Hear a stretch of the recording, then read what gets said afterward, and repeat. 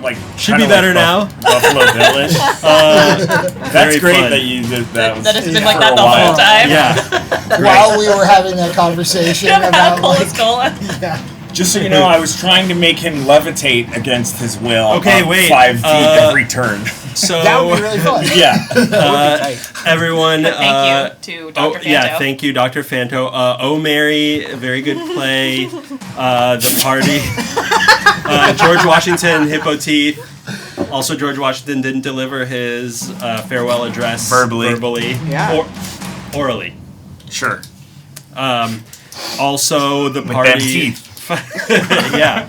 What them teeth do? It's right there. So close. The party has now rushed to the western barricade to aid Ismark in fighting off this zombie after a very grueling and taxing battle on the other side of town. And now we're ready. The zombie saved. And wait, can I? I can't wait to watch the recording of this. Probably sound like this. So that's my turn. Okay. Here it cries. So no Starts to effect. cry. Oh no, It hurts. I'm sorry. It hurts. Lady Lon is next, then Rowan. How far is a zombie from me? 2, 3, 4, 5, 6, 7, 8, 40 feet. 40 feet. Are there pieces of the barricade around? Yeah, you can probably pick some up. Okay, so Lady Lon is going to pick up... first of all, as a bonus action, Lady Lon is going to take the healing potion. Okay. Because I have a feeling she's going to need it. So wait, which die is that?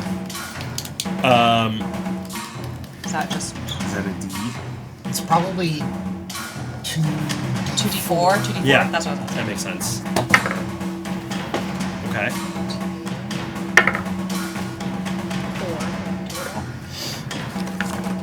plus. It's probably 2d4 plus 4. Right? I will assume that for now. So an extra 8. Okay. Which is good. And then as her action, she's going to pick up the largest barricade that she can pick up. Yeah. And go stand in front of what's his face? Ismark. Okay. And she's gonna kind of like. Well, you can't get all the way to him. I don't know. No, Ismark. Oh, Ismark. In front of Ismark. Okay. In front of Ismark. Yeah. With the shield, and she's going to. So you're using it as an improvised shield, sort of. Improvised shield. Oh. Okay. And. So that your armor class goes up by 2, I believe. Okay. / like potential ramming. Yeah. Object, and she's going to. Really didn't expect her to be ramming. I didn't. It wasn't a. It's not an innuendo. It's just a weird thing to say. She just doesn't seem like the type. And she's going to stick her claw through the. Ah, okay. Oh. So you're trying to punch with the claw through the. Well, I assume the barricade has slats, yeah. right? So she just kind of puts it, and that's her action. I assume ready to go. Okay. So she's readying her herself. Then Rowan, then Father Esquivel. It's 2d4 plus 2 action. Oh, okay. Is that proficiency or is it just +2 across the board? For a healing potion? Yeah. It scales with the level. No, it scales with the level of the healing potion. Okay. Okay. So it's like a better one. Greater 3, healing D4, potion or whatever. Yeah, exactly. Yeah. So how easy is it to see through the barricade? This, by the way, is the temporary Rowan. Oh, tight. Okay. Because I Broke Rowan. because I broke Rowan. You can see over the barricade still. Okay, tight. So I think what I'm going to do is kind of kneel, drop to one knee, kneel down, put my hand on the ground, and whisper some words under my breath in Scots Gaelic. And I'm gonna cast Entangle. Okay. On the other side of the barricade. Okay. Hopefully slow some I of think these. I have something for this. Some of these guys up. Is the lighting too low, Eugene, on the little figurines? It's hard to. They're a little dark. Maybe. I think that This screen isn't on, making or is that it- supposed to be on? No, I thought that was pretty bright, but okay, this should be good. It's not bad, is that? Yeah, that's good. Okay. That's good. Better for I have us. an entangled template. And the screen looks really good on the camera. Yeah. It's nice. Okay. 20-foot square for entangle. Oh, is that what you ordered on Amazon recently? Maybe. It's possible. 20-foot square. Yes. So 20 feet to a side? That's big. Yes. Okay. So Yeah. Huge. I used to get those all the time anyway. Okay. And strength saving throw. For the zombie thing, right? Yes. Okay, it That fails. affect its constitution. Tight. So it is restrained. Okay. And it can make an athletics check against a spell save DC Okay. anytime. And Will it affect? Or not anytime, when it has a turn. restrained If you is step into there. Yeah. it step gets in You'll plus have- you you'll you, have to save you get it. advantage on attacks against it, and it can't move. Right? I'm gonna look up restraint. That's Is that just incapacitate? that's now. I think restrained is just speed is 0. okay. If we step into it, it's We're you're also in need the to make same a situation, okay, right? You need to make a check as well. Yeah. And it is struggling against these vines that start to creep up from the ground. You see little mounds of dirt start to get. Yes. Oh, sorry. No, I was just excited because I found it. Please finish that. Mounds of dirt start to like get disturbed, and then these vines shoot up and wrap around all through that area, grasping at whatever happens to be walking through it, which in this case includes the zombie. A restrained creature's speed becomes 0, and it can't benefit from any bonus to its speed. Right. Okay. Attack rolls against the creature have advantage, and the creature's attack rolls have disadvantage. The creature also has disadvantage on dexterity saving throws. So if you got anything with a dexterity saving throw, it's a great time. And with my bonus action, I'm gonna like look over the barricade and be like, oh, well that worked, and cast a quick because I'm still in my Archer Starry form. Yes, so I because can that's use- 10 minutes, right? Yes. Yeah. So I can use my bonus action to make an attack. We look like the Seven Dwarfs. With advantage, right? Yes. Wait, why with advantage? It's not Because of restraint. Because it's entangled. I mean, it's a classic. Okay, so it is 0 I was speed. wrong, Okay, yes. okay. So that's a 12 to hit. Okay, that is a hit. Tight. Yeah, this thing is not particularly mobile. It seems like it has only one purpose, which is to release its spores or whatever, and to harm the greatest amount of people possible. And it does seem like it's heading toward the center of town and the well and the area that everybody is Oh, fuck that. gathered around. Yeah, that's one of the reasons Lady Lon put up a shield, because she didn't want to get more gross shit on her Not than what happened drinking before. water.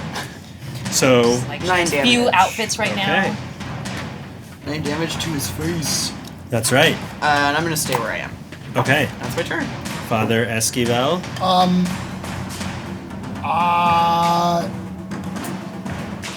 Father Esquivel is going to do the cowardly thing and Oh, great.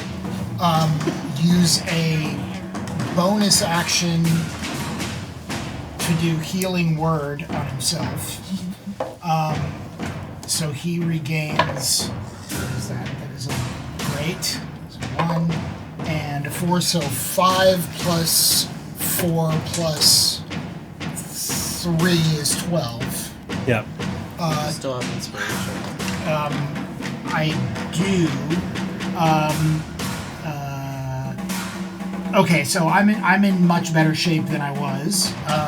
And I want to try to throw one of those vials of holy water at Okay. it. Is that So we said that was a saving throw against. That was a dex save, right? It's a save?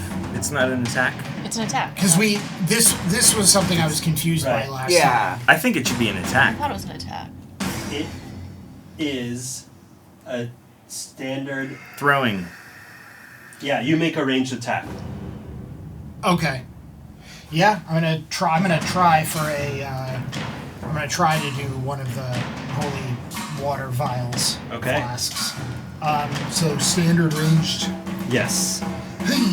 Oh yeah, it's the dex save on the hit that's weird. Right, there's a save for how it's affected by it. 16 on the dice, so 17 with all my bonuses. Yep, that is a hit, and it's 2d6 radiant damage. It says it must succeed on a dex saving throw. It's 8 plus your dexterity mod and your proficiency bonus. That's something different than what I just did. That's It holy is. water? Oh, yeah, this is the like D&D Beyond entry for holy water. Oh, interesting. That you make- So But it's you like make an once it attack. lands. Yeah, you make the attack, and if it hits, Oh. they have to do a dex Okay. save I see. that's 8 plus your dex mod plus proficiency. Oh, so they have to make an 11 Fail. dex save? Which they have disadvantage with it. So, Yes. yeah, so 2d6. 2d8. Okay. Let's do 2d8. Um, If D&D Beyond say so. That's what it says. Maybe it's me. oh, Maybe it's a new. 6 and a 7, so that's 13. Nice. Radiant. Okay.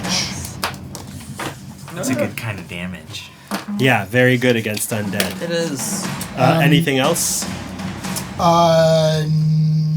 No. Father Esquivel shouts out to Ismar, do you expect more coming? I think this is the last one. And he rushes forward and How makes did a he do that? strength save. He goes under the barricade. He says, "I'm sorry, it's coming." Lady Lon curses at him in what's Chinese the- and says, Oh, DC Dumbass. is 13. Okay, he saves. just like, hello? It's just when he enters the area. got through he Yeah, dies, right? it's just, it's difficult terrain no matter what. So he wants Okay. to like spores on him? And he's got his long sword and a short sword, and he lunges out with both, trying to plunge both into the creature at once. 2 hits. Okay, that's pretty good. Good job. And he Good job, Ismar. Yeah, not bad. That's 1d plus 3. And that's 1d6. Okay. And he withdraws both, and they're like covered in this red viscous substance. Ew. And now those wounds are pouring out this red liquid as well. Yo! Oh, no. It was filled with nasty juice. And he says, I'll hold him off. And it now uses its slam attacks against him. Attacks with disadvantage Right. from a tangle. And it misses both. Haha. Damn. So we're up to Eric again, and then Lady Lon. I'm gonna run up just next to Lady Lon. And wipe a little blood off my nose. Try to hit it with a psychic stab. Stabbing into its brain with my brain. So that's a intelligence saving throw. Against, remind me of the DC. 14? Okay. This thing has a -4. Love it. Fail. All right, so it is a Not the smartest. D10 psychic. Then you have to go in its brain. Be like, ooh, And zombie 10. thoughts. And it's this one. Yep. 10. Ooh, Okay. nice. Wow. You guys are dismantling this thing. Very effective. And Eric is so pleased with how that went that he's gonna use one of his chronopathy skills of rapid manifestation, of which I have 2 more. It's not a 2 more. To, as a bonus action, do the same thing again. Wow. Okay. So it's another save. Intelligence. Another fail. All right. 1. Okay. Well, it averages out. Yeah. Okay, Lady Lon, So how far am I from the... Am I 20 feet from the zombie right now, or more than 20 feet from the zombie? you're 25 feet from the zombie. 1, 2, 3, 4. Yeah, 25. So in order to go into this thing, I have to make a strength check? Or it entangles you. Yeah. Yes.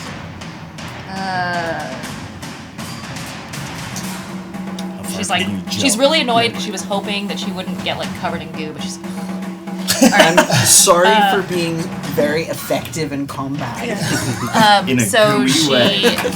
steps... First, she kind of, like, steps into the area. Just like puts a toe in. Puts a toe in. Does she have those slippers that have like little Yes, point at she the does. end? Yeah, she Okay. does. Like elf shoes. And they're sort of elevated, too. You know, they're like stilts. Oh yeah. Okay. So what's funny So is... Oh, wait. roll Oh, a- sorry. Before she does that, she goes into a rage. okay. She's raging. So I believe you have advantage on strength. But I saving have throws. disadvantage on ability checks because Of the- I am exhausted. But not on saves. But not... It's... Yeah. So I still have advantage? Yes. Okay. Well, that was a 19, so I'm assuming it'll be fine. Yes. So you can move around freely and you Okay. sort of So she is going to crush the vines out run down forward, under you. and like with. I don't know how this is gonna. I don't know how I will roll this. You have to tell me. But she has her claws through, and she's literally like gonna run straight at him with the. Well, you'll want to come in from the side in order to Yeah. get from there. But it's like she's got the shield and the claw. Okay. So I think you can make a normal attack roll with that. But isn't it? Oh yeah. But okay. But I don't know what the damage would be because it's one-handed. Yeah, I think it's one-handed, so it's But what does the shield count for? nothing. It just helps you on your It's random. armor class. Really? Okay. Well, you can do a contested strength check to try to knock it over with the Yeah, I mean- shield. Okay, but With- then that would be in place of your attack. Really? Can't get piercing plus. I mean, it's being stabbed by a spiky shield, basically. Okay, you can try to ram it. Okay, yeah, You can that's. try a ramming action. Okay. Let's see if we can do that. So, it what's would that? be A strength check? yes, strength versus strength. You'd have advantage You'd for have advantage. entangle. So that is 18. Okay, so now it will get knocked prone, Mm-hmm. and you can do one-handed damage. One-handed damage. Okay. So Wow. that would be. I think it's just. Oh, it's 1d8. Is it difficult terrain, even if you're Yes. not trapped? Yes. It is. Okay. 4 Okay. 4 damage. Okay. slashing. Yeah, 4 slashing damage. Great. Rowan, you're next. Then Father Esquivel. Tight.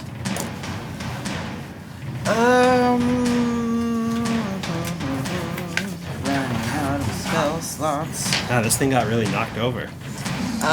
Good job. And her clothes have no more goo. Still goo from the other guy, but like No additional goo. goo. Oh, well, that's good. That's good. That's great. Yeah, that is good.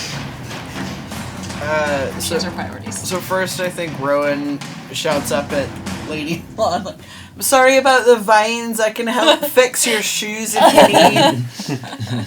Then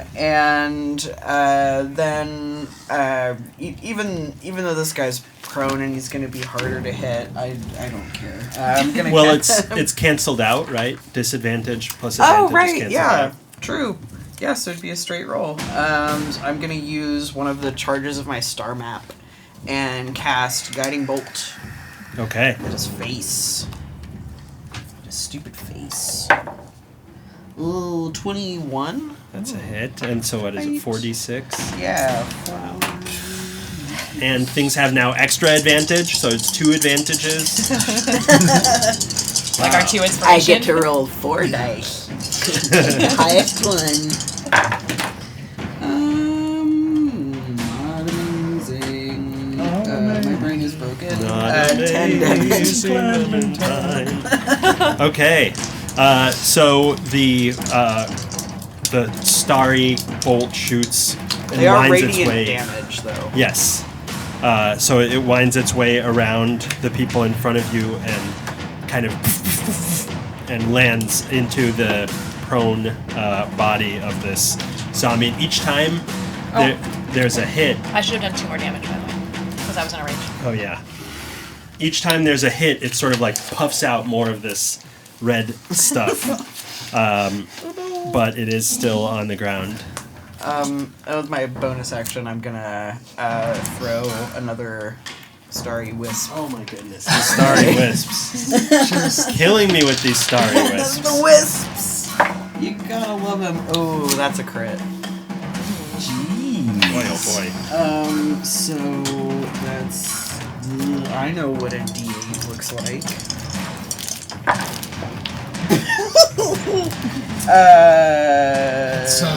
It's a great roll. Yeah, it's 8 damage. Nice. Sheesh. 8 on the die?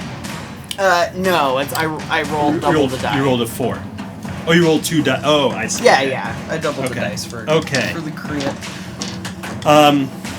Yeah, so it is now looking like it is nearly back to the grave, but you can see some of the wounds start to close up Looked like that to me. as well. True.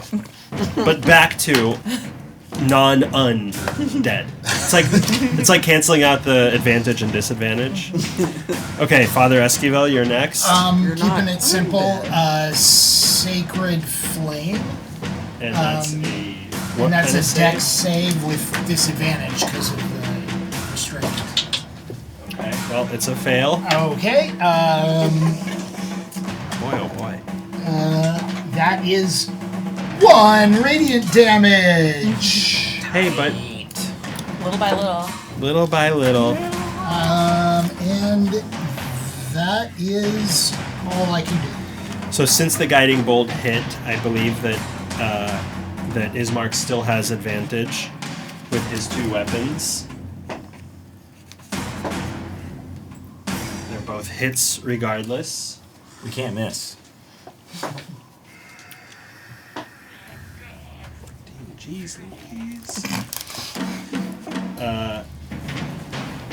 Okay, so yes, he slices off parts of its body, letting more of this red stuff spew forth, but not in a geyser, sort of like just spreading along on the ground. And it looks like it's going to have difficulty even getting up because it's like missing, large chunks of its limbs at this point. But it tries. So is it an action to free itself of the vines, or is it a bonus action? Or can it just do it at the end of its turn? I think it takes its action. But it's also prone, so it would have to get up first, right? Yeah. I mean, that's movement. Yeah. Yeah, I guess that's Getting true. up is movement. But it's action. It's an action? Yeah. Yes. If it wants to try to escape, it can stay restrained and attack, right? Yes, but it's going to try to escape. Because he's dumb. What was the If I difficulty were him, class? I'd attack. 13. Well, yeah. He wants to get to He the most fails. people. Oh. He fails, and as a bonus action, he sort of just like snaps at the 2 people in front of him. Eric, your turn, and Lady Von. Eric is really enjoying just this kind of. I'm gonna move up to the edge of the vines and just gonna keep on keeping on with the psychic blasts. stab because these guys are so dumb. Okay. But he loves breaking their brains. So it's an intelligence save on 14. It's a fail. All right. You guys seen these dice, by the way? They have little flowers in them. Oh, that's Very dope. cool. That's dope. We got those at PAX a couple years ago. Yeah. 8 damage. Mamma Psychic. mia. Yeah. Okay. Anything else? Meow. Okay, Lady Lon. And then Rowan. Lady Lon is just going to take the barricade and just slam it down on the zombie. Okay, so make a roll with your no proficiency, but add your strength modifier. Improvised weapon attack. Yeah. But I have advantage because the strength. No, was it a strength check? So would it? No, but just you an still attack do roll? have advantage actually. He's restrained. Okay. Because he's restrained, and Guiding Bolt lasts until the end of your next turn, I want to say. Yes. So you said add my strength modifier? It's only the first attack. Oh, it's only right? the first attack. But if he's still restrained, then attacks have You get advantage. 2. Yes. You get 2 rolls. Yes. Special I did, damage. yeah. That's right. Okay. 15. That's a hit. What's the... So let's do a D8 plus strength. Because this is a big barricade thing. that you're slamming down on top of it. 6 plus strength, so 8. Okay. Yeah, so you slam the barricade down on top of it, smashing it into the ground and further into the vines, which kind of now grasp both the zombie and the barricade together in one mass. Rowan, Right. and then Father Esquivel. I'm going to.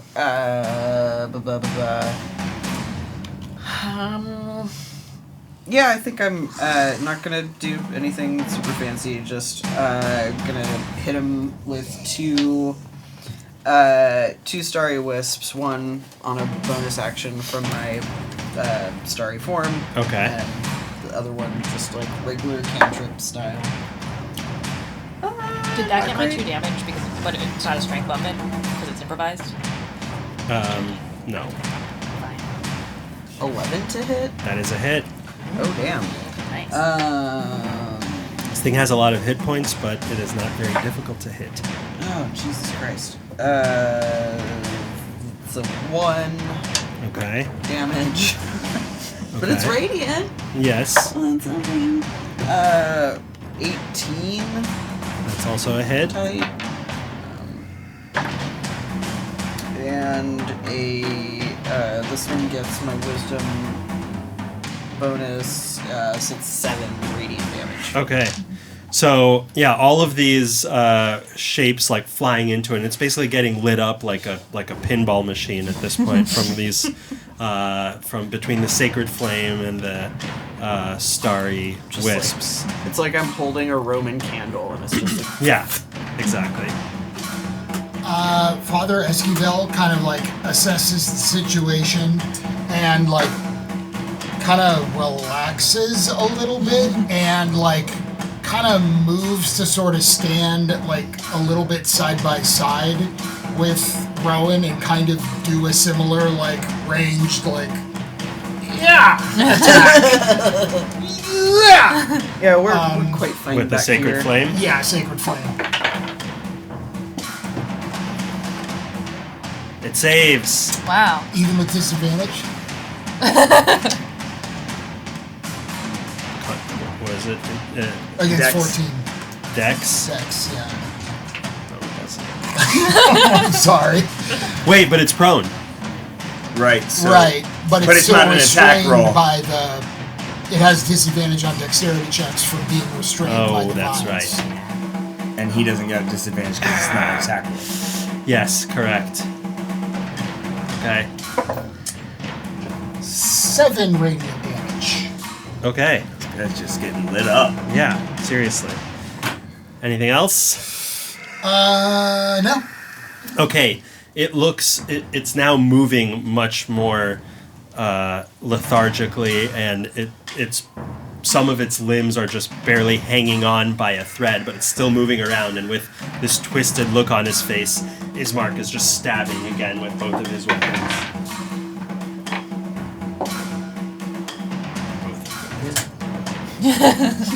Kind of hard to miss, I think, in this situation. Yeah, it's true. It really Together is. Mark. That's okay. On its turn, it pops off its arms and legs and head and out streams over you three. Lady Lon's like, are you A serious? fountain of this red liquid. Make a Constitution saving throw. Everybody? I'll. Yes. Just- you two, and then Ismark. Wait, hold on. Oh, I forget what my... A Constitution saving throw, you said? Yes. Sorry, I forgot Oh, what my God. saving throw Damn it. efficiencies Oh, wait. are. Yes, it is that. Oh no. Phew. It's a 7, not a 1. I was like, okay. So 11. Okay. The 1 and the 7 look very similar on this dice. It's kind of... 10. You take 7 damage. You take 7 damage. Do any Like of you Oprah. go unconscious? No. No, I'm at half. Okay. Then things go quiet. And I believe this combat is probably over. Lady Lon's like, she's like, You are covered in this red goo, and Ismark is just standing there, breathing heavily, kind of unable to contain himself.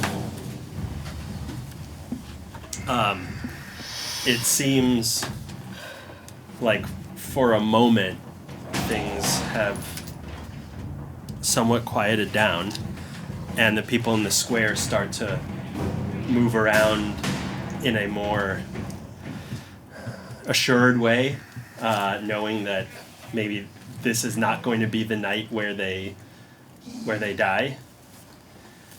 And then you hear the sound of a horse and kind of clopping footsteps in the distance, squelching through mud and gore and viscera of some kind. And you start to see from the shadows on the western road. Let me present for you guys a visual.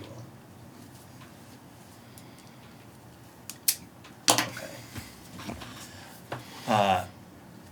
There's an approaching cloaked man on an ash gray horse coming toward the Is square. this who I saw in the brain of the soldier when I psychic stabbed him last game? It doesn't seem like it. Okay. that's good. This person is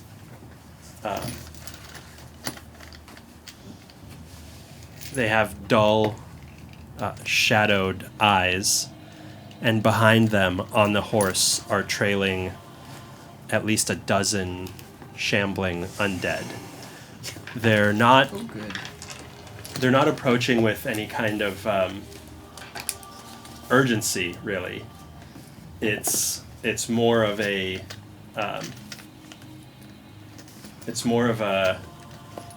purposeful trot on the horse, but these undead are flanking the horsemen and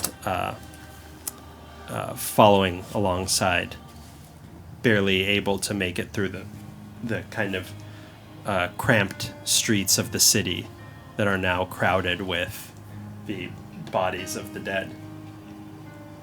The torchlight paints the man's features in these burning red and orange shades, and you see this tall, lithe figure, dusky complexion, and long black hair that's pulled into a taut ponytail that sort of comes out of the back of a small helmet.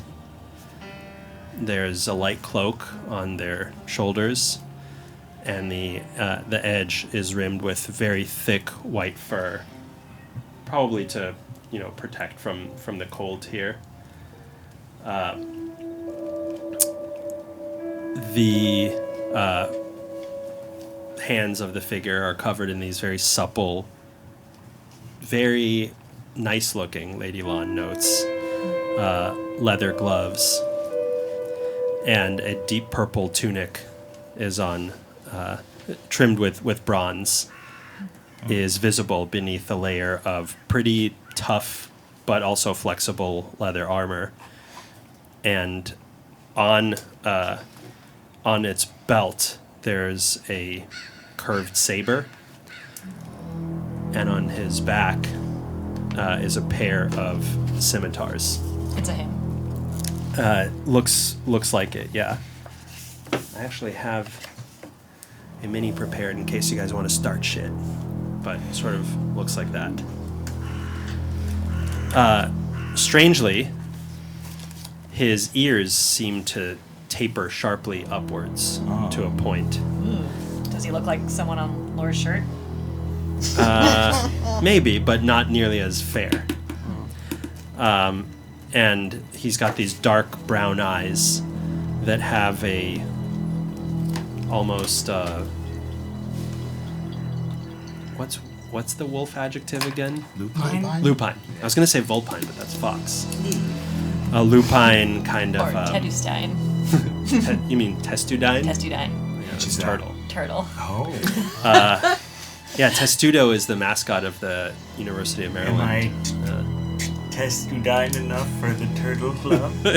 Should have been the line from Master of Disguise. Sorry. He says, am I turtly enough for the turtle? Yes. Yeah. Yeah. Does Ismark recognize this person? I remember that. Wow. Ismark seems to. So these lupine eyes are sort of taking in the surroundings with almost a predatory gaze. And across his forehead is this long, wicked scar, just above where the lines seem to start marking his face with age. To you, he turns his gaze now, and his lips are pulled back in a frown. He comes to a halt in his horse at the edge of the town square, and Ismark seems to be genuinely unsure of what to do with himself.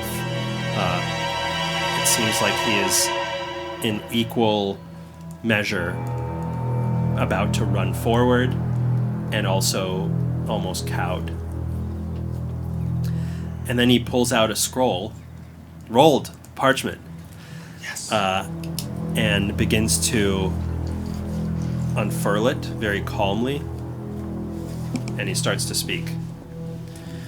67 days past, this people rose in an unlawful rebellion against Strahd von Zarevich, Count of Barovia, Master of Castle Ravenloft, first of his name, protector of the Balanok Mountains, savior of these lands. For this treasonous act, the settlement has been met with righteous punishment, so that its inhabitants might learn the weight of their defiance. Witnessed by the eyes of the dead and damned, this price has been extracted in blood, common and noble alike.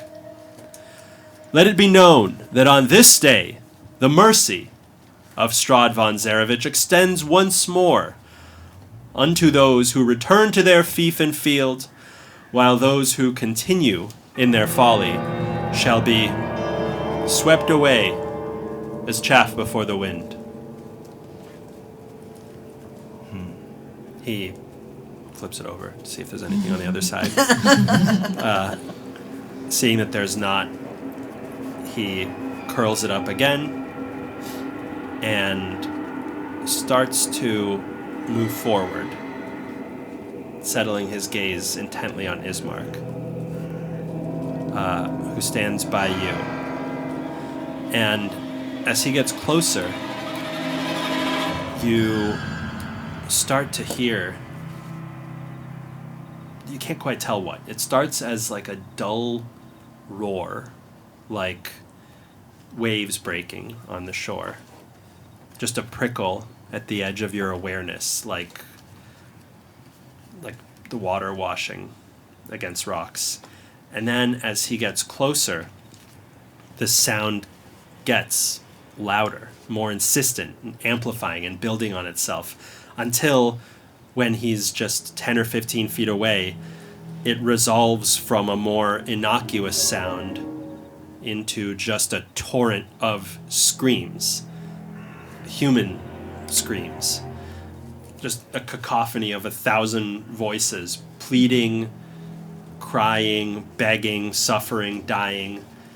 This constant onslaught that is just crashing against your mind from every direction. There's very little room for thought left here. Eric, for you, this is something that is akin to what the powers that you've tried to manifest, but you can't quite put your finger on what is happening to you. And the man, though, is completely unflinching, seemingly like he doesn't notice this sound at all, this symphony of screams around him. You do notice that other people around you, though, start to put their fingers on their ears, start to move their jaws around as though they can hear the sound, and then again, as he gets closer, they're just huddled on the ground. The elderly and now the able-bodied, the ones who are fighting, are returning to the square and sort of embracing their children, but they can't. Anyone beyond 10 feet seems to. This effect seems to subside. It's a recede. Realizing that this Eric sees in this guy possibly what the kind of thing that he's been doing. If it's possibly a psionic power, I would, as a reaction, like to try to learn this power. Okay, we can resolve that Okay. between sessions. Sorry, but yes, too. no. That's I was prompting this. Okay. So as soon as he opens his mouth and starts to speak to Ismark, the sound fades just enough so that he can be heard. And he sort of looks Ismark up and down, and Ismark is steeling himself against this onslaught of sound, trying to appear brave. And he says, "Please accept my congratulations on your new position, but condolences for your loss." And he turns around and starts to walk out of the village on the horse with the zombies trailing behind. And at first, Ismark is stiff and stone-faced, but then his jaw kind of drops slack, and his eyes widen, and then he opens his mouth like he's going to scream, but no sound comes out until finally this wail escapes his throat, and he just takes off south toward his family home. And Periwinkle, who has at this point come to the square, says, "You had better go. He may need you."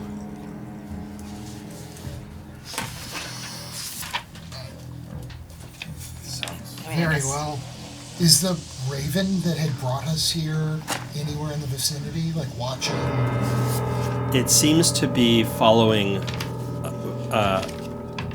with Ismark. Okay. What about we still haven't seen the sister, right? Correct. Does it look like the horseman and the undead are turning around and leaving? Yeah. Oh, okay. He delivered his message. Should we follow Ismark? Yeah, I guess we Yes. follow Ismark. Yes. Definitely not following the zombies. He seems like an interesting guy. Yeah. Wouldn't mind knowing more, but Yeah. yeah. Yeah. Agree. Lady Lan's like looking at like all of the gloves and just like thinking of all of her clothes that are no longer with us. You get to the burgomaster's mansion, that kind of run down and by now bedraggled from all of the attacks building, and you find that it's mostly abandoned. Certainly none of the protesters that were there earlier. The door is ajar, and you just see Ismark rushing inside, shouting for his father and for Irina.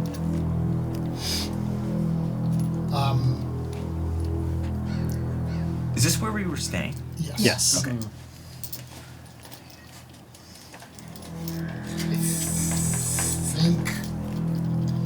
I think I'm gonna. I would follow, but on like high alert. Okay. Is everybody going in? Yeah. Yeah, I'll put my familiar outside the door, just keeping an eye out. Okay. So you walk inside, and in the foyer, you see a red pool surrounding the burgomaster's unmoving form.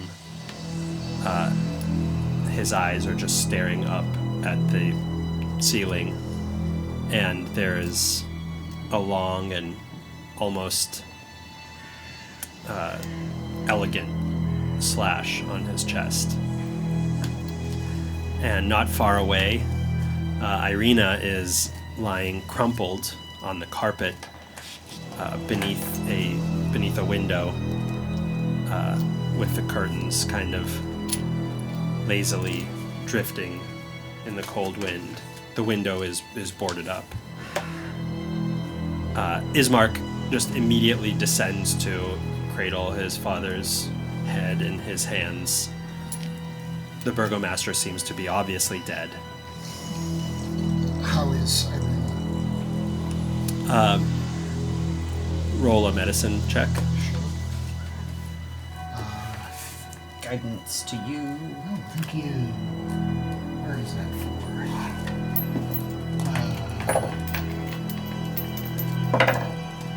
Ooh, not great.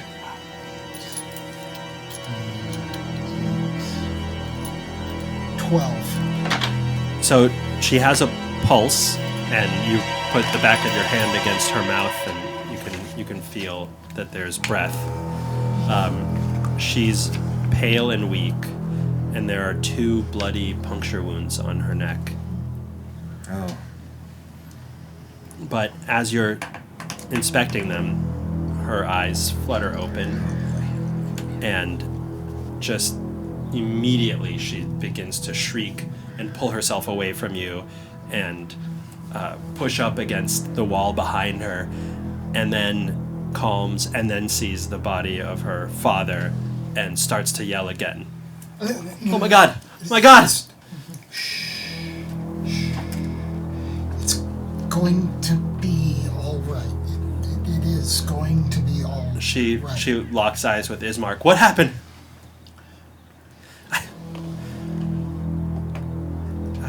I remember. He's dead. What? You remember what happened here? What? I'm piecing together. She closes her eyes. I came back during the siege. I wanted to get a fresh quiver and check in on Father. And I heard him inviting someone into the house. and his voice was strange, like it wasn't him. Calm, and it wasn't right. Like someone else was speaking through him. And then I walked in, and I saw, I think it must have been him. It must have been the devil, Strahd. And is he the one who... And I point to my neck. Like, he's the one who... She holds up, and her eyes get enormous. I don't remember. He spoke to me, and then everything was blank. And I remember a sharp, sudden pain. And then I remember Father shouting, and then everything was black. And he said we shall meet again.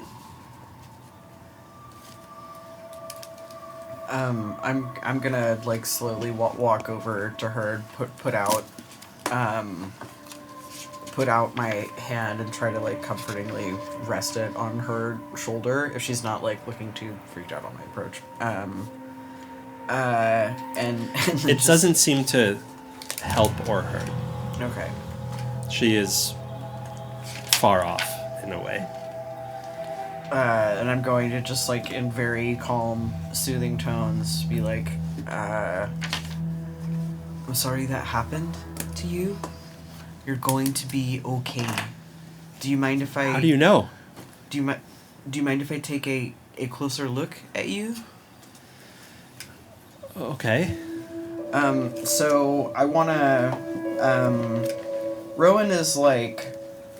She looks at Ismark all the while, trying to make sure that he thinks it's okay too, and he nods slowly. Good.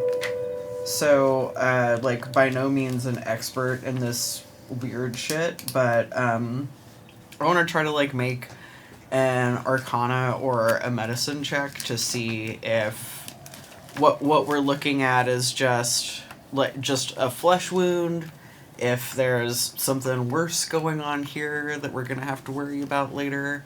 Okay. Because Rowan doesn't know how any of this works. Yeah, guidance. Tight, thank you. Can I make an Arcana check on that? Yes. Tight. You can try. So you're looking for some evidence of something magical? Yeah, or just like if she actually is gonna be okay, or it looks like she's ill or going to turn into a vampire, or if there are like any consequences beyond this being like a flesh wound. Over the table, who read the Van Richten's guide? I forget. Or parts of it. I think I found it, and I think I read it aloud. Right. Yeah. So, was there anything in Van Is this Richten's familiar guide at all that from would that? have clued us in? forget. Yeah. I don't think something specifically about this, but if you want, you can just browse it. Yeah, Oh. I don't think there was anything in what we read that had anything Mentions to do puncture with how, wounds. How vampires how are rated. vampires. Yeah, exactly. It's Sorry just, to interrupt. just Well, their, let's their, see their if powers. maybe Rowan may have Yeah. come across something. Yeah, if I think that like either she is going to turn into a vampire or is going to become like gravely ill Yeah. from this in like some way or another.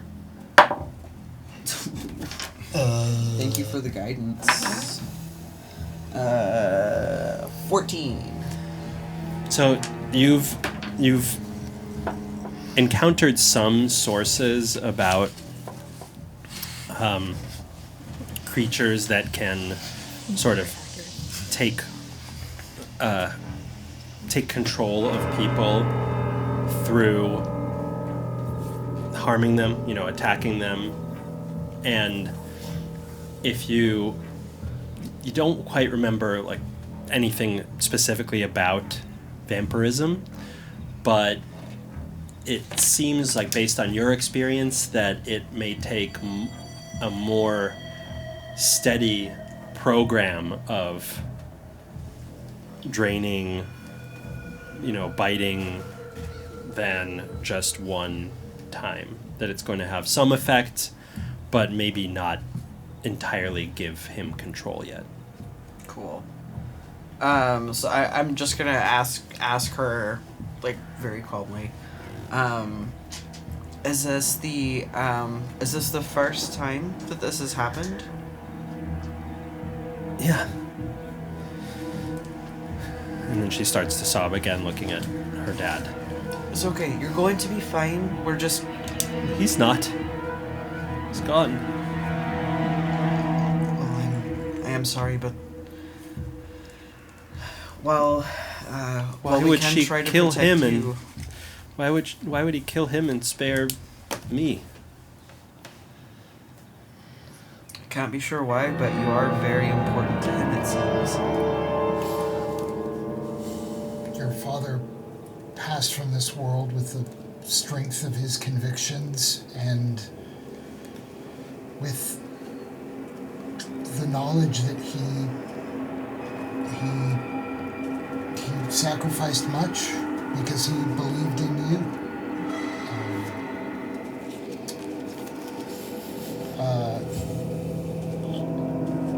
I'm like in that touching moment. I'm gonna like try to get out of her eye line and try to like look at Ismark and see how he is. Like try to. I think what I would be thinking is, do we need to be worried about her and trying to see if he is If he's on off the put same by her. page? Right. Yes. Is that an insight or something? No, I think you can get a decent sense from him that, so he'll crouch down, touch or just look at his father, and then get up and pace around. And then he's been repeating this cycle a couple times throughout the course of your conversation. And finally he says, I'm going to the square to see if anybody needs anything. He'll be buried tomorrow. Try to get some sleep. You've earned it. Thank you. And he's about to sort of shut the door, and then he just leaves it open and goes.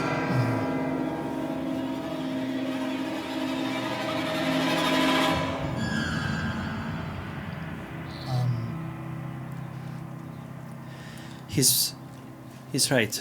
While Just- she's talking, Eric's gonna go over and close the door. That's a good idea. Just let me put his body here.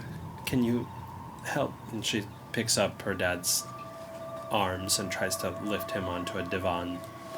Here, why don't you go lay down and we'll take care of this. Maybe you ought to as well, like Ismark said. Yes, we will. Lady Lan sort of takes her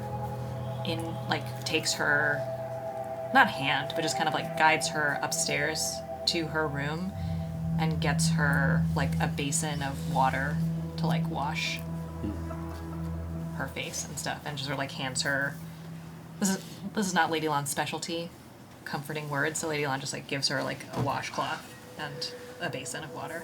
She takes it gratefully and starts to almost mechanically, without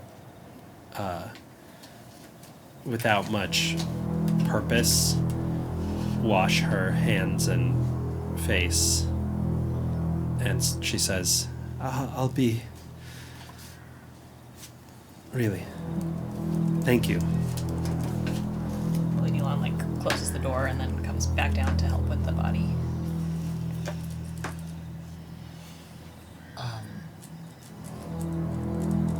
So over the table, I looked at what we'd read in Van Richten's guide, those pages, and I think in character, Father Esquivel would relay the information that he remembered from them, which is that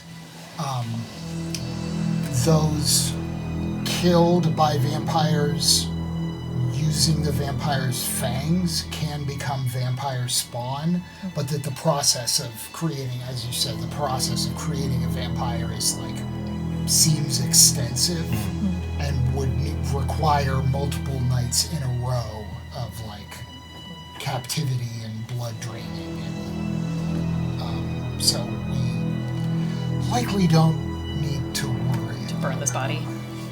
or Well, don't we? I check that Wouldn't- body for. I'm like, Yeah. very good point. Check that body for. Wouldn't we need No, to worry no about? bites on its neck. Wouldn't we worry about, or rather, anticipate him returning to do more? Yes. I think that is something we need to discuss in the morning. Maybe we can find a local a sort of grave tender, I suppose, and ask if there's anything that they've been doing to kind of prevent the dead from rising again. Is it even safe for us to be spending the night in this house if he's already been invited inside? Is it safe for her to be spending the night in this house? Well, surely he wouldn't attack twice on the same night. We can take watch. Yeah, if it's going to take him several nights to turn her, which is what I'm assuming is going to happen. He said he'd see her again. He's probably full. Yeah, why would he come back twice in one night to her? I think we're not to him I but don't flies know. right now. This is pretty new to me.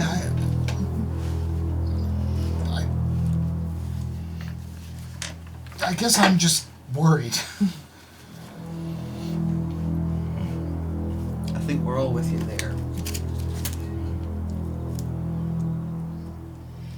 But he's got to be a beast like any other who has, a certain set of behaviors and motivations that you can count on.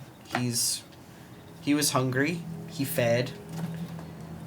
I don't think any of his aims can be furthered more tonight. Not that we know of, anyway. We have to rest somewhere, and no place in this town is likely safe. I suppose the beds are very nice. Yes. I don't think it's a bad idea to put that poor dead man in a box and put a very heavy rock on top of that box until morning, though. Agreed.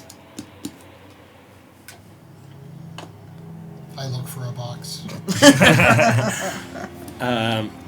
It's like a chest somewhere. Do you want to cram? Let's cram it in a chest.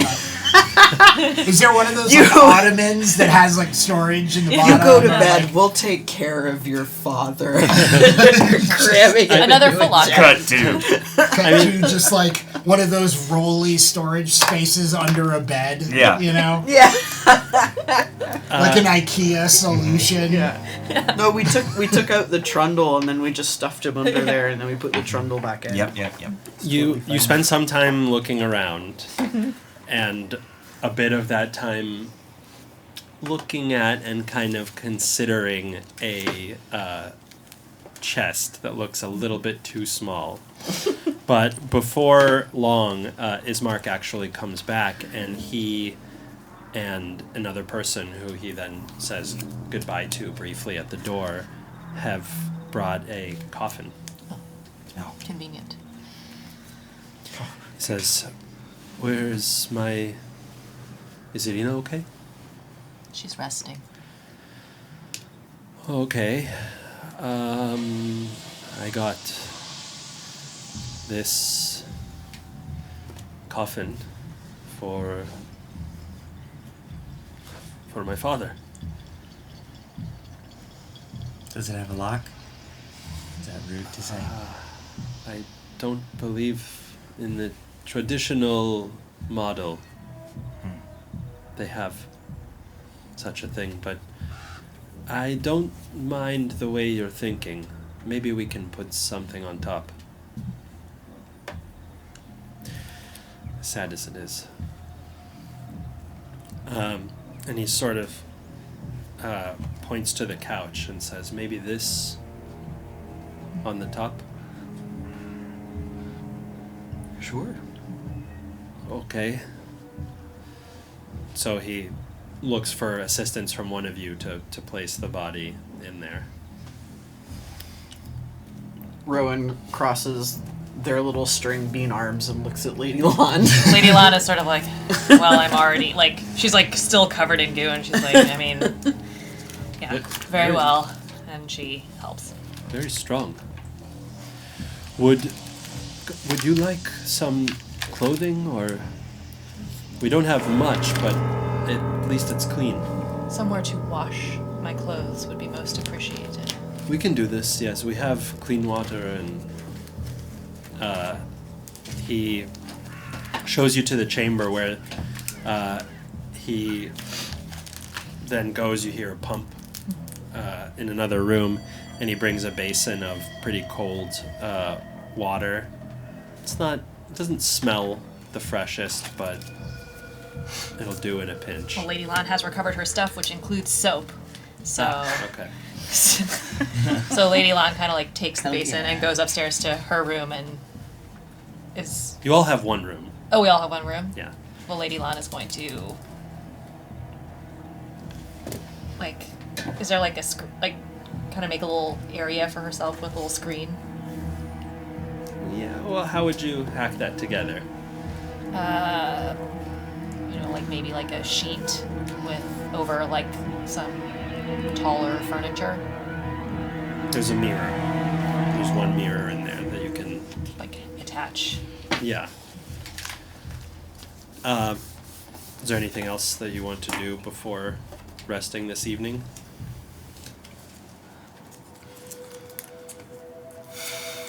Grabs the toy wolves to go to bed with him. I want to call Maury inside, and as I'm kind of like giving her like little chin scratches, to be like, well, after the events of the day, it would be quite tempting to have you either, cuddle up on my lap or keep watch outside, but I think things being what they are, the place you might be best served is at the foot of the bed of that poor girl, so if you wouldn't mind, Morty. And like point up the stairs. he takes a couple steps up and then turns around toward you.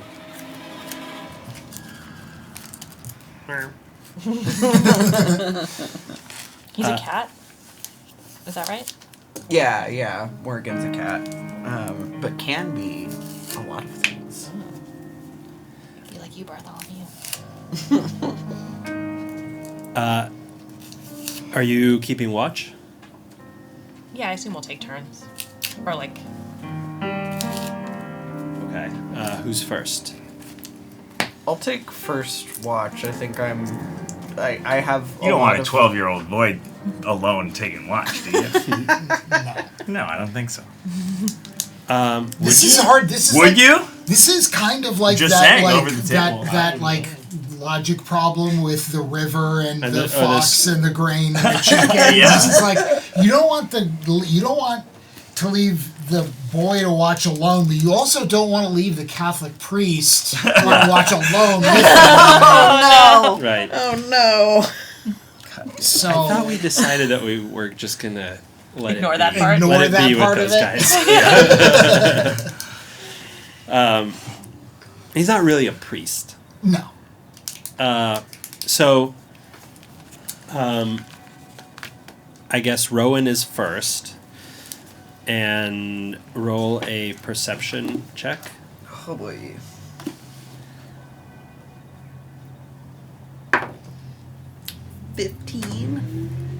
Just made it. Okay, so the sounds of the village are quite peaceful now, and other than maybe a far off wolf howling in the distance or some crows, you really don't hear much activity at all.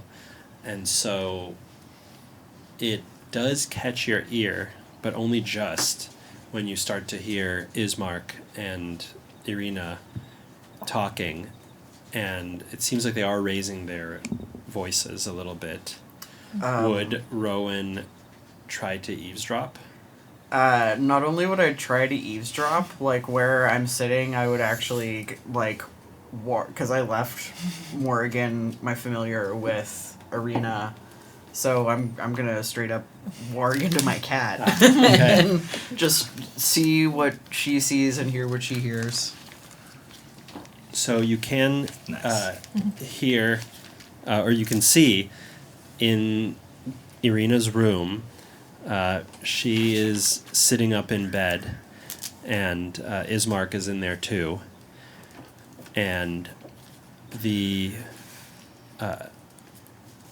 as you sort of strain to focus in on the words, the first thing you hear is Irina's voice, which is sharper than it was before, with a tone of some indignation. She says, "You have no right, Ismark. You can't just decide to send me away like I'm some kind of inconvenience to you. I'm his child just as much as you, and people need me to rebuild, and you need me." And he waits a bit, and he replies in a way that is, again, more measured than he was earlier, but there is an unmistakable note of worry. It almost seems like he is trying to embody his father in some way now that he's in this position. "The devil has his sights on you. I think we both know this, or at the very least everyone thinks so. It's just not safe here for you anymore. Not from him, not from them, I'm sad to say." Then, again, silence. "I'm no coward, Ismark. I will not abandon our friends and our neighbors." And there's a pause as she trails off, and Ismark says again quietly, "Mary came to me today, again, about Gertruda. Again, I can't do this anymore." And then a long, suffering silence. And they both start to speak. They both quiet down. And then Ismark says, "I'm not asking you to abandon them. But there are others who do need your help more. Think about everyone who's fled for Vallaki. They need your guidance, your advocacy, and perhaps a leader to bring them home one day." And there's another long pause. I still don't like it. "It's your choice. I can't take that away from you, but after losing father, I just can't bear the thought of losing you." And then this palpable, weighted silence arises again. And finally Irina says, "Okay, but we bury father first." And Ismark exits the room after a nod. His eyes are red and blotchy. He's going to walk past your room and to his. And do you try to intervene in any way? No, I'm just gonna have Morrigan follow Irina and try to like crawl up in her lap or like nuzzle at her hand or something cute and kind of comforting. She accepts Morrigan and starts to nod off. From the corner of your eye, you see a movement outside of the window, and you can see 2 swarms of bats hanging from the eaves, watching silently. And as you go toward the window to try to get a closer look at them, your eyes are drawn toward this odd glow in the northward direction across town where the church is. And you hear a bell, but it's much too late.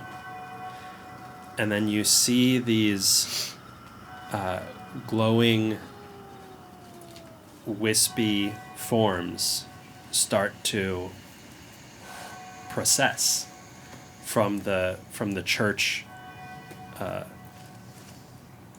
graveyard through the town. It looks like several dozen people at first, and then maybe more like hundreds, walking almost single file, holding pitchforks, and some with swords, some with torches, incorporeal, transparent, walking off toward the west side of town.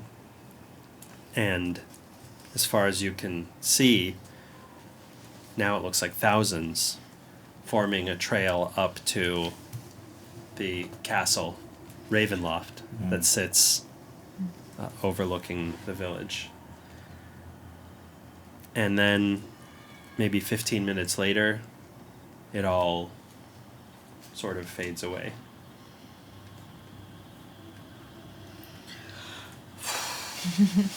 We're not going to get a good Uneventful night's sleep shift. around here. Getting sleeping soundly.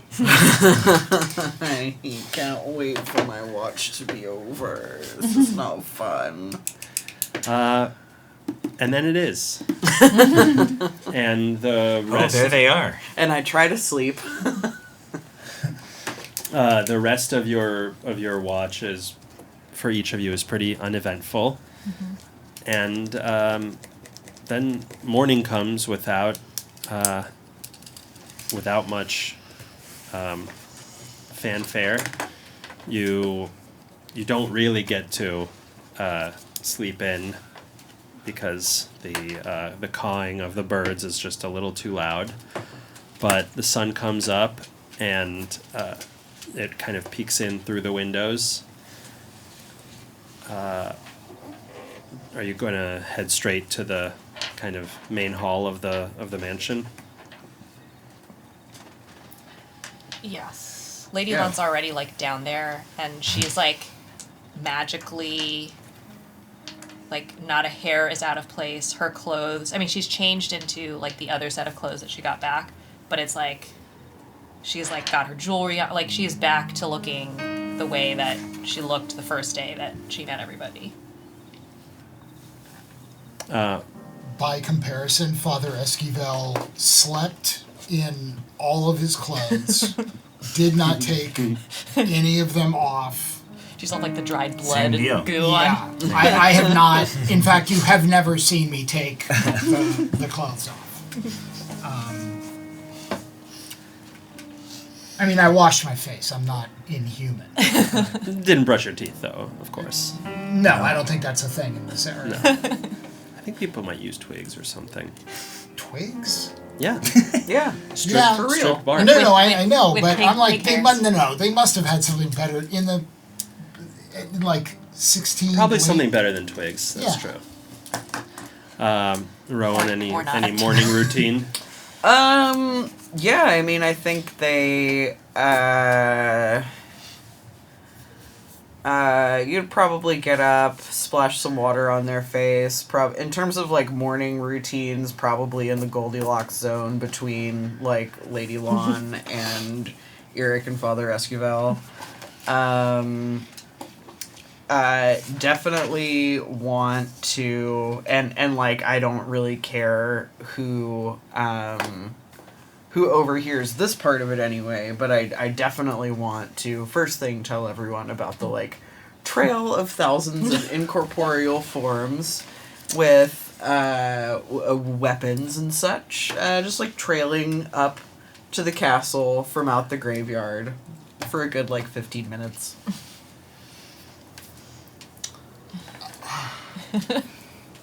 That seems like a bit more than we can handle at the moment. They seem, Thousands? like, they seemed quite docile, you know? I think that's one of those problems that you solve by not solving it. Is this just in your room or in the presence of the others? I think that you're talking about this. In the presence of the others. I think for the, you know, like, little specter dudes, I don't really care who overhears that. I'm Okay. going to be more selective about the eavesdropping, filling everyone in on that. Yeah. but- Well, Yeah, but we kind of want to know what Ismark, like, if he's like, oh yeah, that just happens all the time. yeah. so you find Ismark and Irina are sitting in the dining room in the morning. They're quietly drinking tea, and they say, Ismark says, okay, well, I'm happy that you did sleep well, except for that. Yes, this does occasionally, I guess it must be that day of, yeah, so about every 30 days, when there's I suppose it might be related to the moon, but can't see it most nights. All of those who have challenged Strahd over the years, well, I suppose they make their way to try to do it again. Oh. Those are only the unsuccessful ones, but that's all of them so far.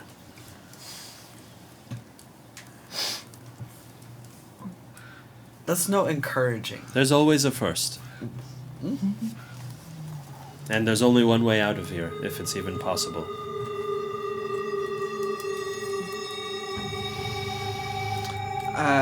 There were also swarms of bats that I saw around the house. I'm assuming Outside. outside the house, yes. Assume that these creatures are the direct vassals and spies of the devil. They may not all be, but he does have a way of knowing things. Irina clears her throat. Can I make you some goat's milk porridge? Yes, please. I will take some of that tea. Okay. Chamomile? And she says, do the friends need the porridge too? Absolutely, yes. Thank you. So she starts to fix it, For extra. and You get 3 Ismark kernels of porridge. watches her go into the kitchen area, and once she's out of earshot, he says, I need to ask you for one more favor, but, well, two. Well, 3 more favors. But I don't believe they're too burdensome, and I think that there will be some benefit to you as well. First, Irina and I have decided that she will depart today for Vallaki. We've spoken about Vallaki, yes? Yes. The church there is hallowed ground. You can find refuge from Strahd and whoever else. More importantly for me, she can. But I can't leave the village to escort her, and I would love to know that she has an able group. I, for one, she is welcome to join us and join me. However, you must know that my plans involve a slight detour of revenge en route to Vallaki.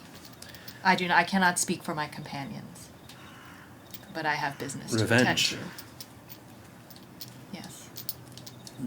Visited upon Some Vistani who have taken prisoner my dog. And at this he smiles. Well then, the second task could be quite felicitous. So,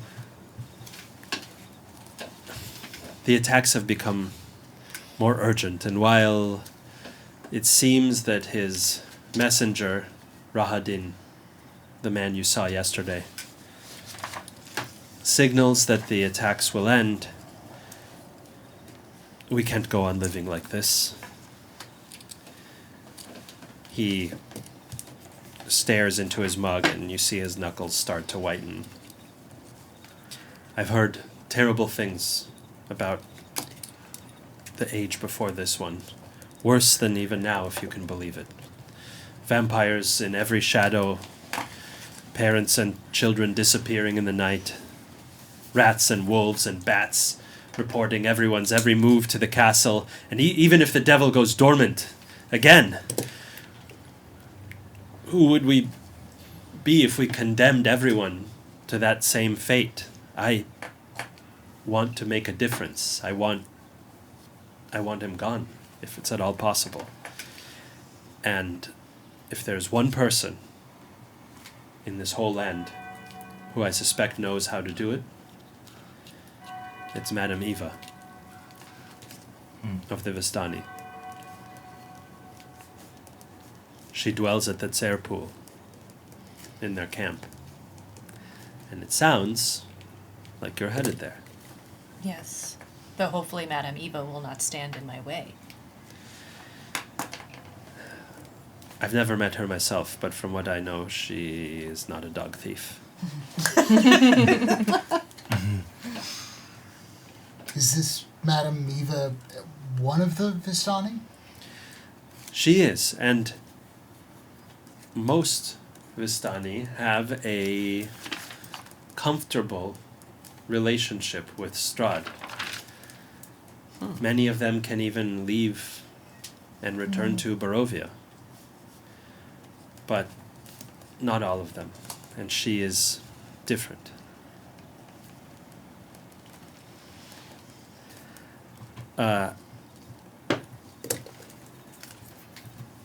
Father Esquivel, you notice a rat in the corner of the room, watching with rapt, intelligent eyes, and then it dashes away.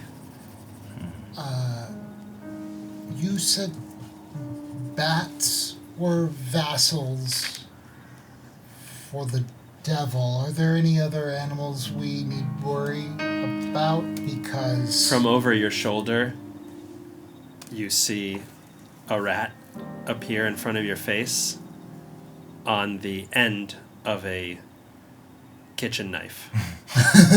And Irina says, "Yes, these also, rats."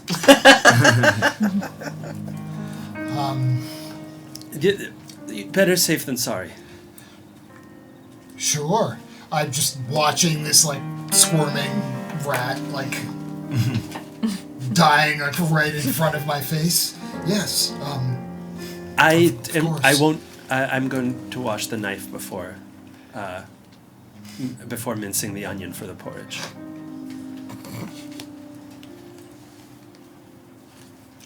That's Don't worry about that. I don't see what rat blood would have to do with like trying to reflect on the belief in hygiene of the day.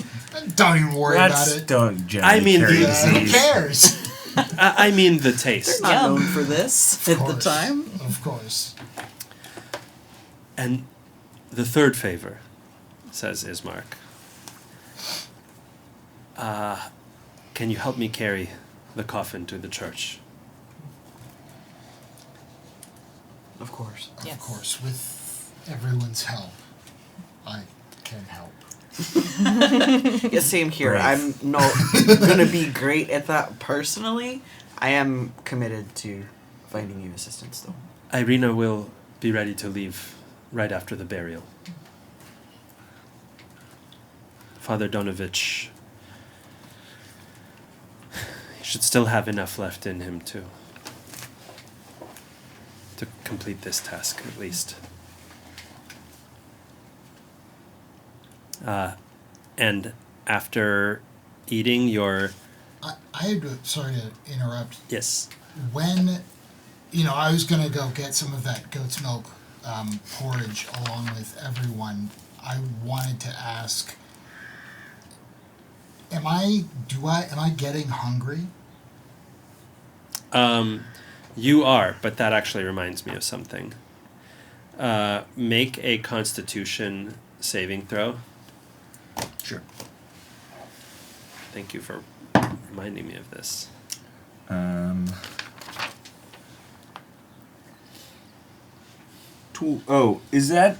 Is it the bonus plus, or is it just plus? I haven't done a saving throw in a while. It's your Do you have a- modifier, and if you have proficiency here. in it. Yeah. Right, okay, yes, so it's the modifier plus the proficiency. I do have proficiency. Yeah, there are some... Right, so it's plus 4, so 14. You really only want one thing after you look at the... Oh, no. after you look at the porridge.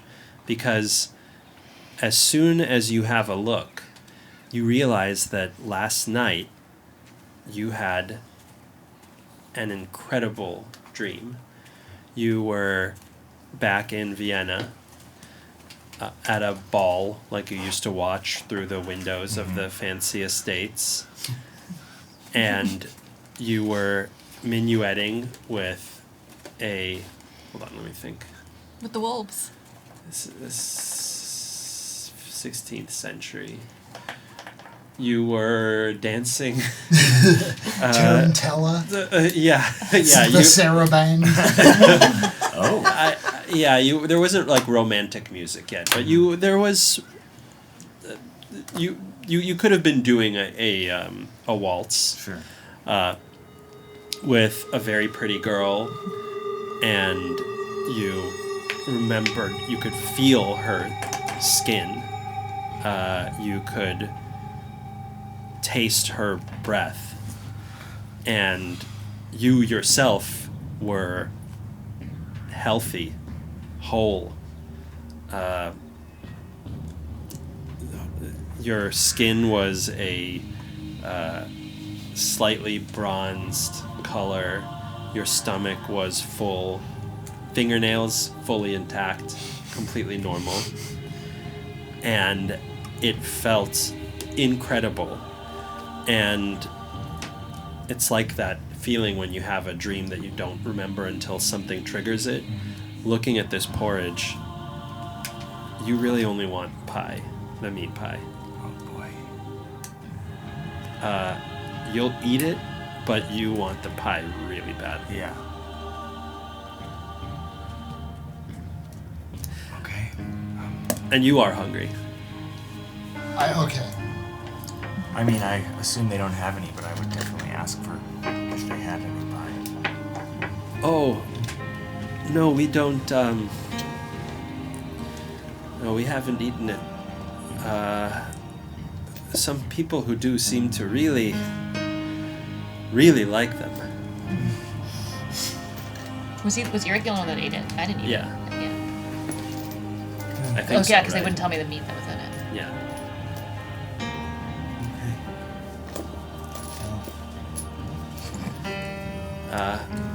Tries to shovel down as much porridge as they can. That woman who sells it, you may see her in town. Somebody stop after a woman who sells the meat. Maybe after the funeral. Okay. I don't think we're going to detour before. For pie. So you start to walk through the town, each of you bearing on one shoulder, except for Eric, who is kind of just, first of all, too short. He's like under. But also Eric is sort of looking around for the nice lady Pie. that you saw, looking for more pies.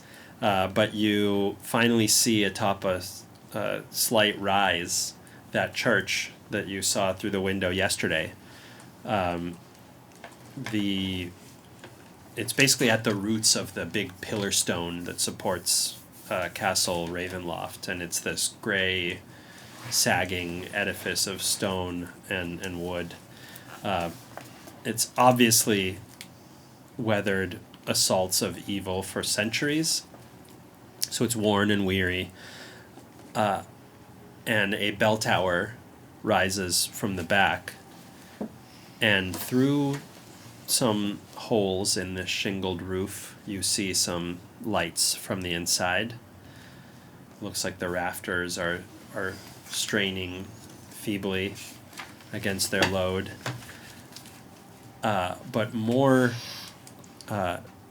fresh, it seems, are signs of an attack with claw or tooth marks or something like that on the front door, and a broken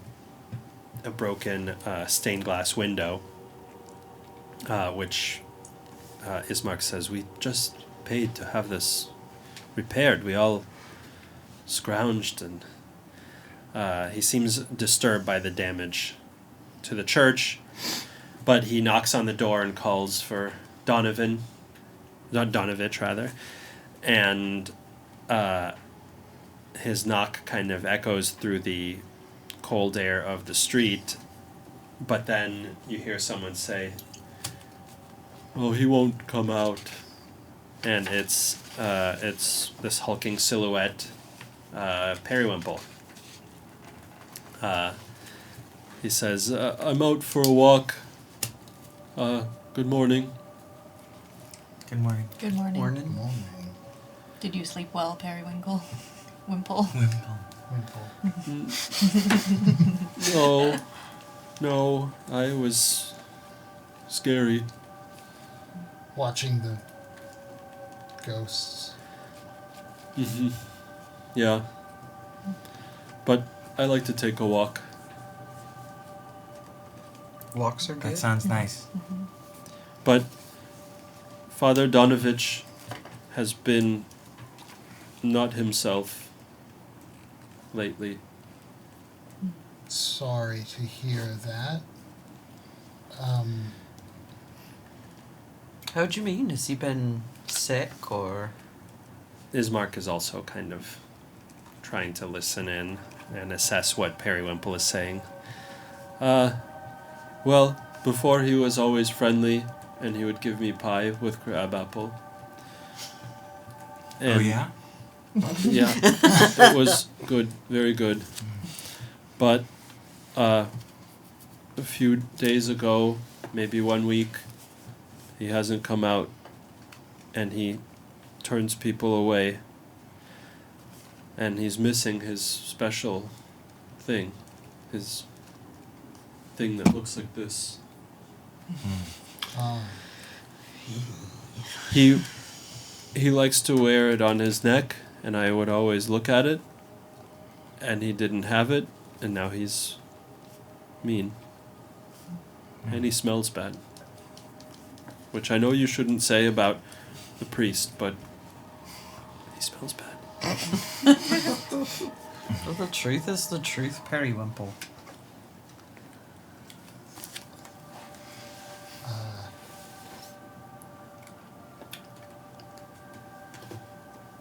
Perhaps we should check on him.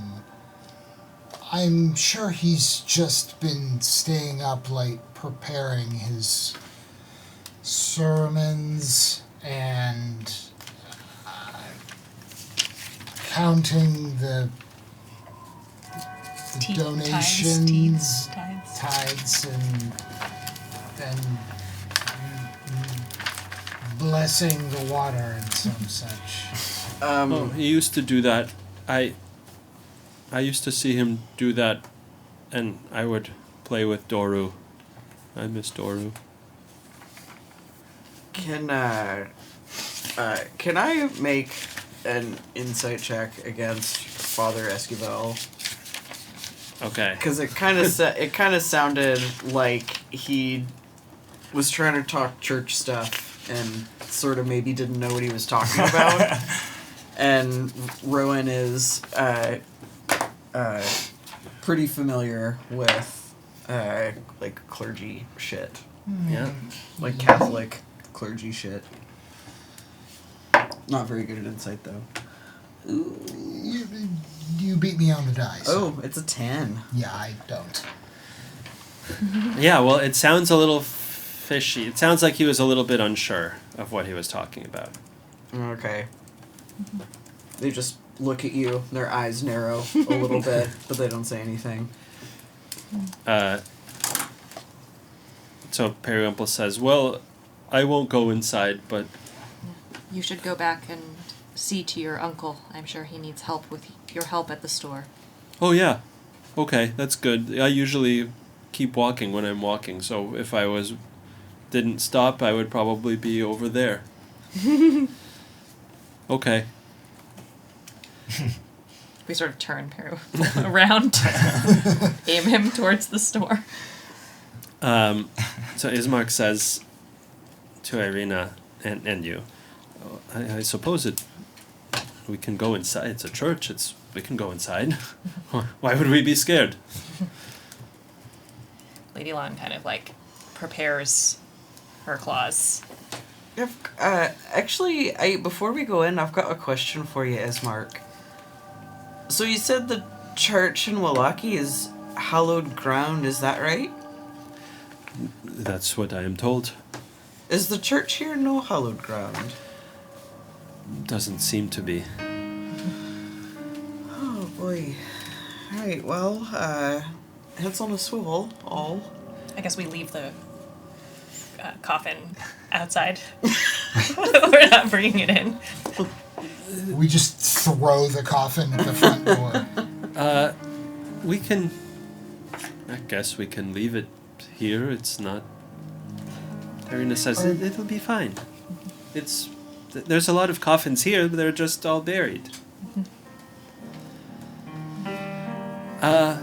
Okay. We should check on the father and see how he is, if he's up for... I suppose I can You'll have take over much to for talk him about. if it doesn't take an insight check to see that he is nervous. I'm sure Well, you could manage, Father. Do we have any holy water left? We do practice the faith of our Eastern papacy. Well, I wouldn't want to intrude. At least Clearly this, relieved. at least this church does. Vallaki may be different. So you push open through the doors, and it's a pretty big hallway leading to a chapel that, like you guessed from the outside, is fairly brightly lit. The hall is it's got like a mildew reek to it. It's not particularly well kept. There are a few doors, 2 on each side of this 20-foot hallway that lead to different adjacent chambers. And you can see that the chapel is sort of strewn with debris. And you hear a soft voice from within reciting something to itself. Does it sound liturgical or?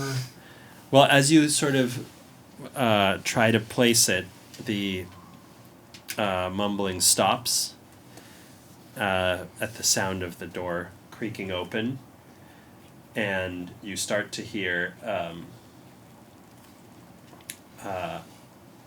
a shuffling motion, and from around the corner comes a voice before you see anybody saying, "I cannot offer the blessing you seek.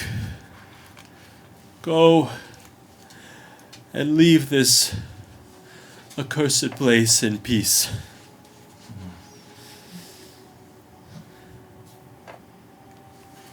And Ismark calls out, "Donovich, it's me, and Irina, please. Our father, he needs to be buried." And the shuffling resumes, and you see around the corner a very heavy presence.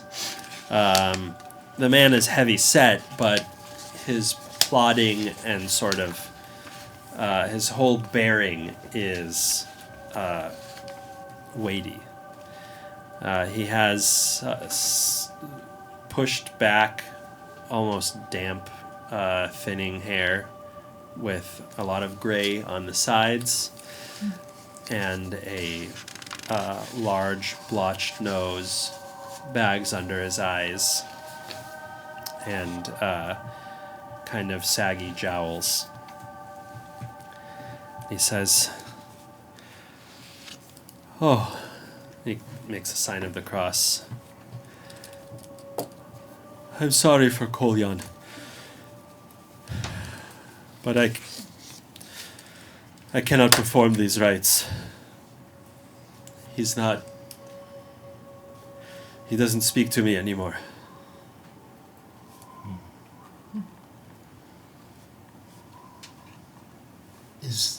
Do you require assistance? Perhaps we could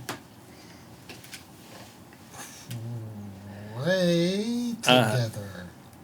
So at this, Ismark says, "I'm sorry, Father, let me introduce," and he mentions briefly that you've come to the town, have helped fend off the assault, and are now going to escort Irina to Valaki after the burial. And he says, "And this one is a priest. This is Father Esquivel. May God be with you." He is of the Roman Catholic Church. But maybe you can dialogue. I don't. And Perhaps we know some people who went to seminary together. I very much doubt it. This church has been my home since it was my father's flock. But apologies, I've been ailing. It's not so simple. Doru, my son. And Irina says, I'm so sorry, Father. I know his loss must be difficult. And Donovich says, it was. But now, well, he's returned.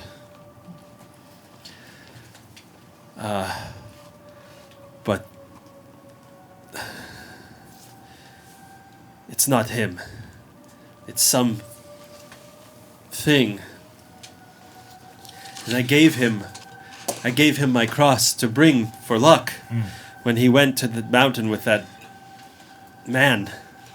And now he's come back and he still wears it, but it is vile and corrupted, and he is vile and corrupted. He has been made the servant of the devil. And he's preventing God from speaking with me. Mocking me. Can I, assess him to see whether this seems like, is he having has he had a mental, I think my only comparison would be Mary, the woman from town who imagines that her daughter is still out there somewhere and needs saving. Is this guy telling us something that literally happened, or does he seem mentally gone or mentally ill in some way? So, you can roll an insight check. It seems like, what did you get? 21. It seems like Ismark is on the same train of thought. He says, Doru is back. I'm sorry, this is not adding up. And Donovich seems like he is distraught, and you wouldn't really be able to check him on the facts, but Sure. it feels like he doesn't have the telltale signs of mania. But of course, if he's not telling the truth, then he does. So he's sincere in what he's saying, but he really believes what's happening, and he says, I didn't want to believe it myself, but he was clawing at the door, and I let him in, and I saw the marks on his neck, and it wasn't him. He was behaving like the devil, and I lured him to the undercroft of the church, locked him in, and now he's screaming, and I can't talk to God. This creature that wears my son's skin and wears my cross has turned God against me. So, based on the book that we had found, would we sort of recognize that he's probably a vampire spawn? Yeah. And do we know how to attack? Do we know that, we should use silver or those kinds of things, or is that not? Do we have that kind of information? Wasn't there a bunch missing from the book? Yeah. Yeah, the There book just had was. 2 pages torn out, but you... Sunlight and running water can end their cursed existence. Wooden stakes to the heart will paralyze them. They recoil from the sight of certain holy symbols. Okay. Cannot enter a residence without an invitation. They must return to their coffins, crypts, or graves to rest by day. Although, is this vampires or vampire spawn? Yeah. I mean, do we know the difference? Or? I don't think you'd have a way of knowing. Yeah. It does make a distinction between vampires and vampire spawn, because it says, and those their fangs kill become vampire spawn, ravenous creatures with a vampire's hunger for blood. Mm-hmm. So, they are, Right. yeah. He says, Ismark says that you are able in combat. Please, destroy that thing's body. Return to me my symbol of Christ, and I will perform the rites. Ismark sort of scratches his chin. Doesn't sound that hard. If we destroy this body, will you go back to making meat pies? Oh. He almost smiles. Periwinkle told you about the crab apple. Mm-hmm. Yeah, no meat, Oh. Alright. but crab apple. Okay. He loves them. And I could make you one. He sort of pats your head. Some of his hair falls out. He's like,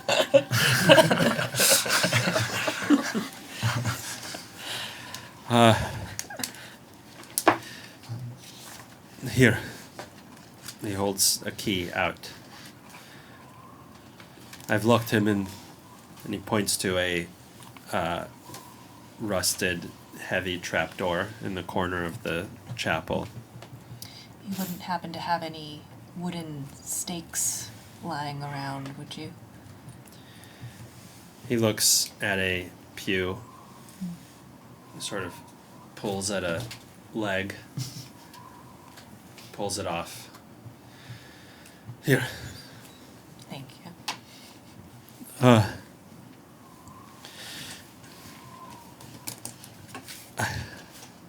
This pains me, but I cannot defeat him myself, and he spits in the face of my son and of God. And Ismark says, I will protect Irina here. I don't want her exposed to even a servant of Strahd.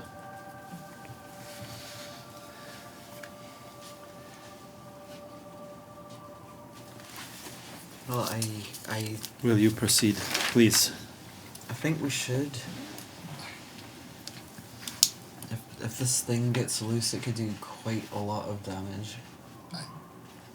Seems like it. And of course, I should always come to the aid of a fellow man of the cloth. I know that between our orders there is some disagreements, but that is for men of higher standing. We believe the same, yes? Certainly. Well, My order is older than both of yours combined. And I will gladly help as well. So let's get going on this.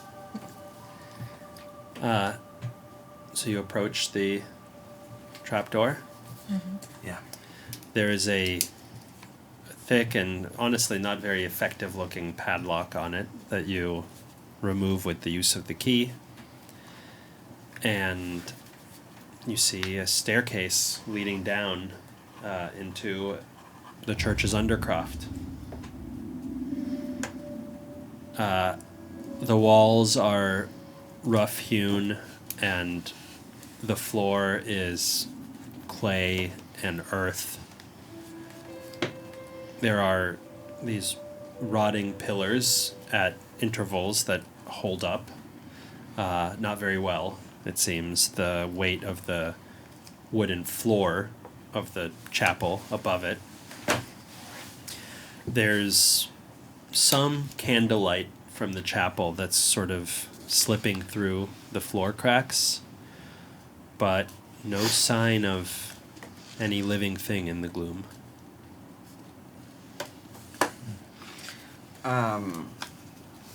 I do kind of like a pss, pss, Morty, and get Morgan to come off of her like shoulder perch. So would you mind scouting out in front of us, love? Your eyes are much better in the dark than any of ours. Morgan snakes. So it's a boy cat, right? Morrigan is matter? a feminine name, but yeah, I guess it doesn't matter. I thought Morrigan is, but then I thought it was. It's a very fluffy cat, and it's actually a fae spirit, so it doesn't really have a gender, I guess. Okay. Well, Morrigan snakes their way down your body and takes a few steps into the dark room. Roll a perception check. Yeah, where are they? Cat stats. I need cat stats. Oh! That's a crit for a total of 23. So Morrigan's eyes are immediately drawn to the back corner of the room where, upside down, crouched on the ceiling, is a young man who's staring directly at you. And at that moment, you just hear a voice from the dark saying, "You've come to kill me, haven't you?" And that's where we'll end. Oh my god. Great Dang. Nice. job. Nicely done, everyone. Yeah. Yeah. Is there some reason we can't play next week? No. What's the date? The I guess 21st I of don't think so. October? Yeah, looks good. Oh, good. I'm looking forward to hearing what the beginning of the session sounded like. I think there's a way that I can make you be able to hear it. In fact, that's why it was like that, is so that I can have like some effects Yeah. sometimes. Well, I'm glad that somebody told us. Yeah. Otherwise. Yeah. Whoa, oh. Well, I guess that's all. Bye to our viewers and friends, and see Positivity you bot, bye. next week.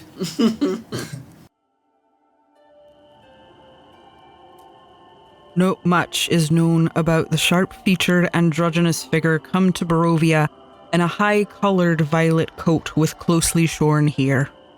Rowan Damnalek makes himself of use to the nobles they travel with, entertaining with a classic tune and his high ethereal voice, not to mention a good bit of gossip with the ladies of the court. Rowan may well imitate the aloof manner of a courtier, but just beneath a practiced facade of calm rages a great anger. And there's something else about them too, something unsettling, ancient, and cold.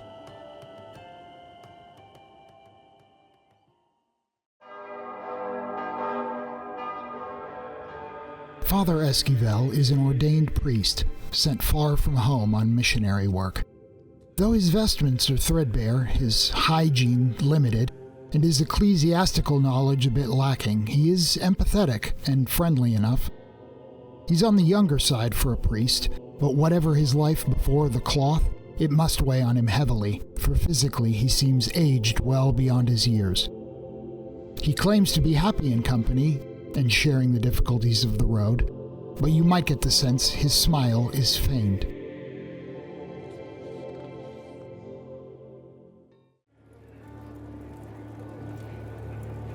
Even while petting her ornery pet Pekingese Monto, Lady Lan never smiles.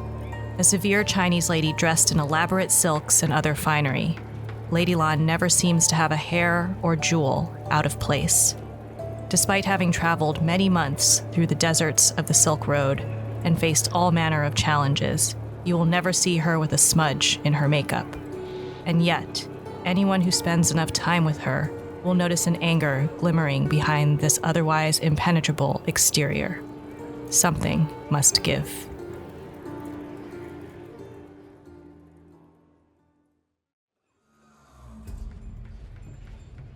Erik von Eggenberg is a pale young boy, his skin almost translucent in the dim light.